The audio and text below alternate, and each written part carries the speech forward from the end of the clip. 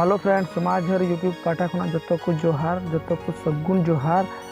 आशा को पासे जो मौज गया और मौज जीवन ताहे को मा फ्रेंड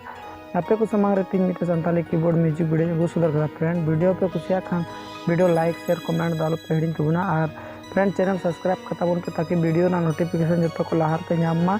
और फ्रेंड वीडियो आपे कुसिया खान का डिसलाइक तबन पे चलो बन तो वीडियो बन एतोहदा फ्रेंड